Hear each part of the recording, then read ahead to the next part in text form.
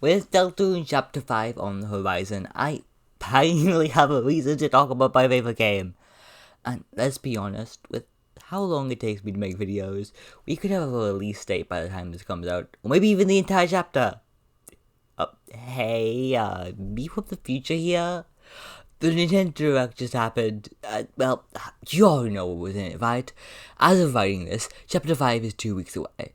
Looks like I got hit by that gift of prophecy. It even said it's on the horizon. I have to make quite a few major adjustments to the script. Let's hope I get this out before then. Anyway, enough dilly-dallying. You're here because you read the title and want to know what I think will happen and why everyone else is wrong and dumb and stupid. And I'm here to deliver just that. Starting with Part 1. Now, you know what they say about assuming. It makes an ass out of you and Ming. Did Kane just say ass? I'm about to make an assumption. This assumption forms the foundation of the picture of Chapter 5 I will paint over the course of this video. Said assumption is about everybody's favorite darkness-creating shapeshifter of secret cousin fame, the Roaring Knight. This assumption forms the foundation of the picture of Chapter 5 I will paint over the course of this video. The assumption is December holiday is the night. I know that sentence made some people think I'm being perfectly reasonable and some people scream at the screen. Now, I was originally going to include a lengthy segment summarizing Death Night, but it ended up being well over 600 words. So instead, I'll leave a link to another video in the description which has not all, but most of the reasons I think Death is the Night. Fair warning, said video suffered from the post-chapters 3 and 4 scramble to understand the lore, but like 99% of the video's content is still really useful. With the explanatory dilly-dallying cut from the script, we can move on to Part 2. Toby, why the hell did you do that? That refers to the deltarune release schedule. As a reminder, chapters 3 through 5 were originally supposed to release together, but then chapter 5 was cut from that. Most people thought chapter 3 was going to be too gimmicky to be a standalone release, and that chapter 4 would have an unsatisfying ending, and that's why the old plan was having 3 chapters together. Except, no, actually, an unsatisfying...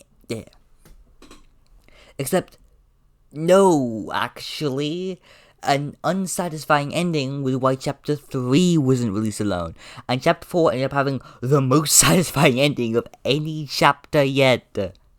So then, why was Chapter 5 grouped in with 3 and 4? Toby had to have had a reason, but what exactly? Clearly something big to have it influence a decision as important as delaying a release for so long. Maybe he... Oh, you're why, aren't you?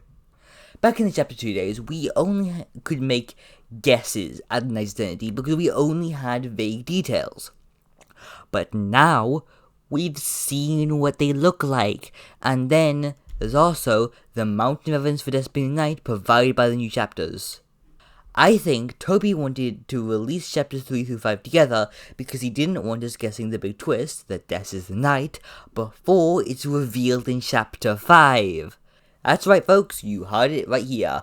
I firmly believe that Death will be confirmed to be the Night in chapter 5. I can't see any other reason why this release schedule would have been like that originally. Don't get me wrong, Death Knight isn't too obvious like some people claim. It's only obvious to freaks like me and a lot of people in the audience because we've been obsessing over the Knight's identity and Death's whereabouts for years. To be honest, half of the player base probably doesn't even know who Death is. But I think Toby knew that us freaks would figure it out. And he was trying to avoid that, but he had to change plans once he realized it wouldn't mean going ages without a release. And imagine the narrative potential. The reveal being in chapter 5 would mean we have 2 whole chapters to fully explore Death as a character. I also think exploring the Knight's plans will be way easier with the context of their identity. But how will the Knight's identity get revealed? I have some ideas. But first, we need to talk conspiracies. Part 3. Carol and the Knight. Seemingly, the main authority on who is teaming up with who is Andrew Cunningham's video on the topic, which, fair enough, is a very well put together video, and yes, there's another link in the description for it. But there's one part that's always bugged me. He correctly points out that there isn't much connecting Carol and the knight, but he proposes that the black katana in Carol's room is made from black shards and was given to her by the knight. Azuko says he has something to look at again, and then goes to stand in front of it for a monologue before saying that this black shard is beautiful. So first, we have to ignore the fact that this doesn't look like anything made out of the black shard material, even though the item description is just it's supposed to say the same in Light and Dark World. But hey, maybe it just looks different, but keeps the same properties, even though that would be confusing.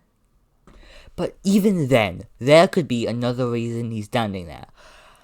This corkboard, hey, red string? Is this a conspiracy board? I think it is. It would make a lot more sense if he's just looking at a conspiracy board with his plans on them. He is talking about how Toriel will finally see something. I think he's big plans for tomorrow, and they are on that board. But, wait a minute. If the katana isn't a black shard, then that means there's no evidence for Carol and Knight working together? I don't think they are working together, actually. Some may be quick to point out that the voice on the phone, who is probably Carol, knows about both the soul and dark fountains and doesn't want us getting the shelter codes. But what if she's working against the knight with the aim of bringing death back? That would explain her knowledge of the soul and fountains, and maybe she doesn't want us getting into the shelter in case it messes up her plan. Also, imagine the PR scandal if two teenagers stole the mayor's code, used it to enter the shelter, and something happened to them in there, especially when one of the teenagers is a childhood friend of the mayor's daughter who presumably went missing there a few years back. Carol needs to keep us out of the shelter to prevent us from accidentally killing ourselves and, more importantly, her re-election campaign. I am not the first to point out that the Triple Truces thing from Chapter 2 was likely foreshadowing for Chris being a double agent. But if Chris is split between 3 teams instead of 2, the foreshadowing is much better. Bardley represents the Lance of Fun squad, Noelle represents Des as the Knight, and Queen, with her endless Carol parallels, represents Carol and Asgore. Try saying that 5 times fast. And now, with the knowledge that Carol and Asgore are working together against the Knight, we can loop this back around to the main argument of the video. No more dilly-dallying, this is it. Butball, call me the flower man the way I should be trapped in an asylum. I think I should read out Asgore's monologue in Carol's room as a reminder. We're almost there, aren't we, old friend? This time for sure, Tori will finally see what really happened. I just wanted to protect everyone.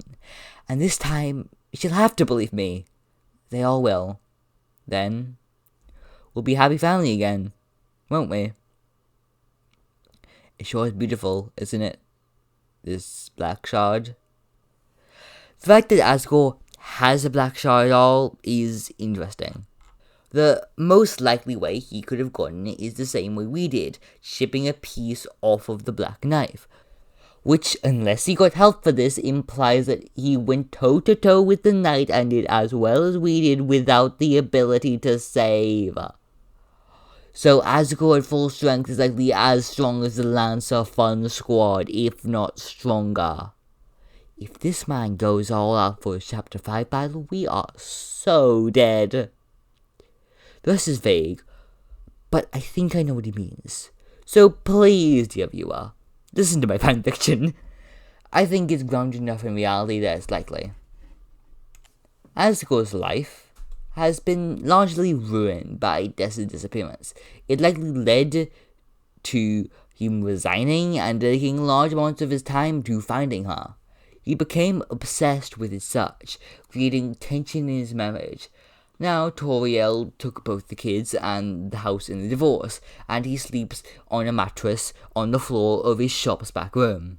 The most tragic part is that he did find Des. He fought against her and chipped a piece off of her weapon. But if he told everyone she's whatever the hell this is, no one would believe him. so he's been working with Chris and Carol to prove it, and his plans culminate on the festival, his last chance to make things right. Whether it's part of the plan or if he's going off script, he will make a fountain in his shop, with one purpose: luring the night out. And then he can show everyone, show them what really happened, that he just wanted to protect everyone, that he found her. And Toriel will have to believe him this time. They all will.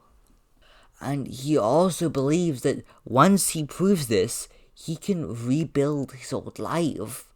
The Holiday family will be grateful. His kids will want to see him again. Toriel will probably hate him a bit less. They'll all be a happy family again. And maybe, just maybe, Des can be saved. But this is all optimism on his part. Even if he did manage to prove his efforts weren't wasted, it wouldn't bring everything back to normal. Keyword if. I have a feeling that Knight doesn't want him doing this. I know Asgore will have a very good time this chapter. Part 5, Loose Ties. This is awkward. It is currently, in about 55 minutes until Deltarune Chapter 5 releases, and I still have the entirety of Part 5 to edit. So instead of, risking getting this out, after Chapter 5, okay, so as soon as 4 hits, as soon as it comes out at 4 my time zone, as soon as 4 p.m. hits, I am playing Deltarune, okay, there's no way around it. So, to make sure I don't have to, wait to play Deltarune, to, quickly finish this off, my plan is just to cut Part 5 out of the video. So, no more Part 5 lol. This part was supposed to be about, Asgore's flowers and stuff, but, yeah. There's not anymore. So, for the who heckin' people who are going to know what the council is referring to, the part where I bring it up was supposed to be in this, so, yeah, my sincerest apologies. Part 6. One final prediction. Chapter 5 will end with us opening the shelter.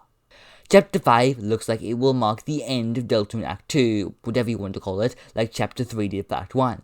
There are only a few main things that could cause a shift like this: a fountain opening at the festival, the roaring, the shelter being opened, or some combination of the three. And think about it, the shelter opening is quite likely. Our goal right now is to get in there. While Susie is making out with Noelle at the festival, we could sneak off to a house to grab the pantry code. Or the other way around in the weird right, I guess. Either we get the code from the guitar, or Susie brute forces the fourth digit. One of the main conflicts of this upcoming chapter is probably going to be getting the police badge code from Asgore. We could guess that the code for the main room of the charge is also the Deltarune code, or we could get it from Alvin after Gustin's letter in chapter 4. It's feasible, no, likely, that we get all of the codes by the end of the chapter. And once we do, we will be running straight there to rescue Undyne and figure out what the Knight's been doing this whole time. Unless something stops us from getting there, us opening the shelter is the most likely outcome, just in time for stuff to get dark for Deltarune's last act. Anyways, chapter 0 is real. Goodbye!